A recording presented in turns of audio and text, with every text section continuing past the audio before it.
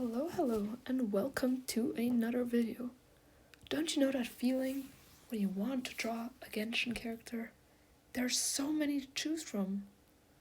But then you decide to draw someone like Malvika. At first glance, her design seems simple. I mean, it's just a suit over her entire body. How hard could it be? But then when you take a closer look, you see all the struggles that come with it. And no, it's not her zipper that she has to pull down when she uses the bathroom. It's all those details. And it can be quite overwhelming and discouraging for beginner artists to then not be able to draw all of this. Now, here are, in my opinion, the most beginner-friendly characters you can draw. No, this does not mean I'm telling you can't draw these characters. Draw whoever you want. Draw whoever makes you happy. As long as art makes you happy, that's a good thing. I do not want to discourage you from drawing these characters.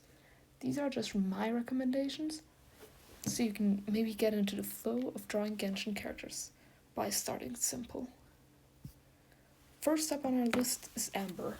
Bonus points if you just started the game. Because if you have, you probably feel motivation to draw her. Her design is really simple, while also covering typical mindset elements and Genshin character elements. You can see at the top she just has sleeves and gloves, and they aren't too intricate yet. However, her top is a bit more intricate with the Favonius emblem.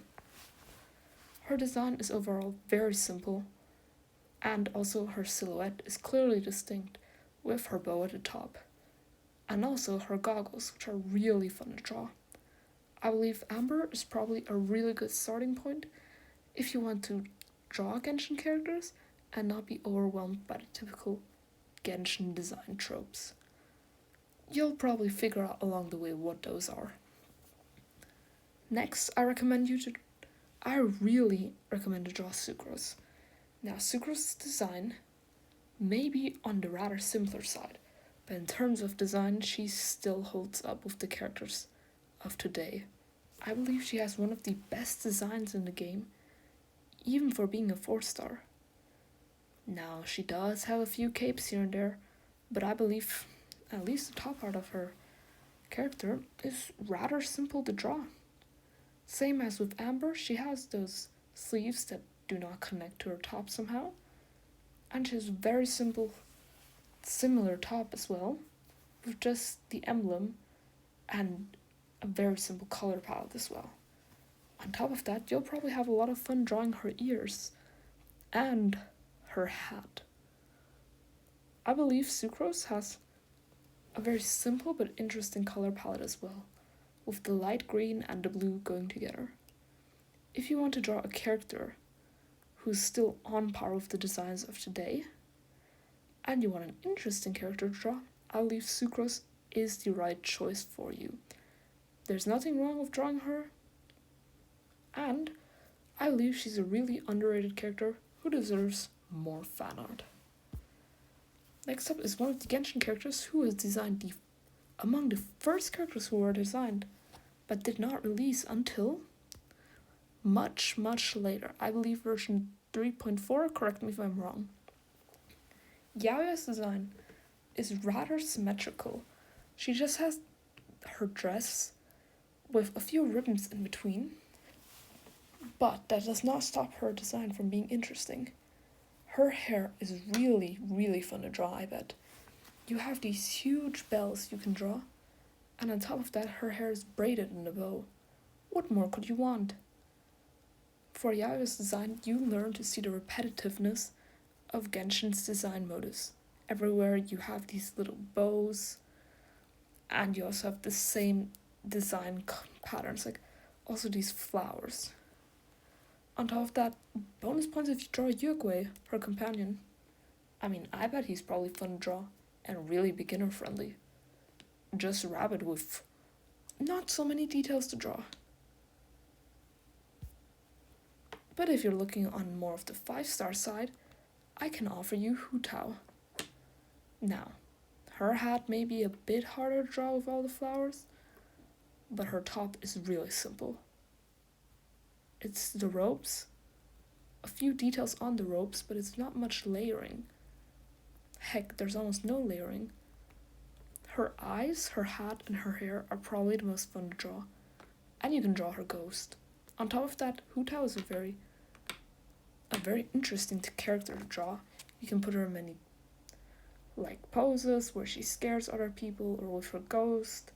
She's just very expressive overall. So I can definitely recommend to draw her. On top of that, she's one of the most iconic and beloved Genshin characters of all time.